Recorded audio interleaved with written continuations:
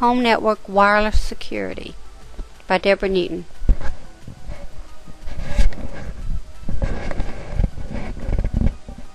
Wireless networks have more security issues than wired networks because people can be in near proximity to the signal and capture information from it that could be used to hack passwords and steal accounts and information. Wireless communication, it works by sending packets of information in bursts rather than continuously. These packets can be captured and saved and then used to crack your passwords and other information. So wireless security is an effort to prevent this. There are several types of wireless security for the home network. One is WP. It's the easiest to crack. The WPA is a little bit better. The WPA2 is the hardest one to crack. WEP, Wired Equivalent Privacy, is what it stands for. It was defined by the IEEE to protect data for wireless transmissions between mobile devices and access points. WEP has security weaknesses, however.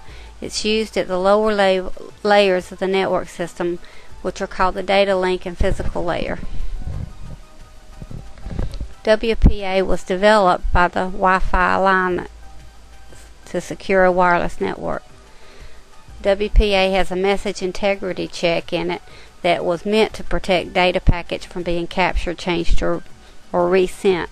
If the data integrity doesn't equal, then the packet would be dropped. Then there's WPA2, which is Wi-Fi Protected Access. It's meant to replace the WPA. The WPA2 has stronger encryption and stronger security than WEP or WPA. The picture at the bottom of the screen is from my home network, and it shows that there is a Wi-Fi connection that I've used from our school. It says it's unsecured, any type supported. Then the one in my den, it's using WPA2, and the one at a local coffee shop is using WPA2. System options other than the type of security can affect your network. You can set network discovery options, file sharing options, public folder sharing options, printer sharing, password protection sharing, and media sharing. All of these settings, they don't affect whether or not people capture the packets and intercept your wireless, but once in, it makes it easier for people to use things if you have it set so that all the sharing is turned on. A wireless router comes with the default username and password, and they can be looked up from the manufacturer or from some sites on the internet. So you should change the default administrative username and password for the wireless router. If you don't, then it can be learned from the internet or manufacturer, and it makes it easier for people to get into your system. An SSID is a service set identifier. It's basically the name of your wireless network. All wireless devices on the same network, they must use the same SSID name to be able to communicate with each other on that network. The default SSID should be changed to something unique to make it more difficult for it to be discovered. There are devices called antenna extenders. Antenna extenders can be used to be an antenna booster. It's a device that can improve your access. It can be connected to the wireless router, to the base station, to a PCMCIA wireless card, to a PDA, or to an access point with a radio frequency cable. Down at the bottom are some pictures of some different antenna boosters. One such is called a cantina. It's a commercial antenna styled after a design of a famous Pringles can used, but the ones you purchase, of course, are made better than those homemade.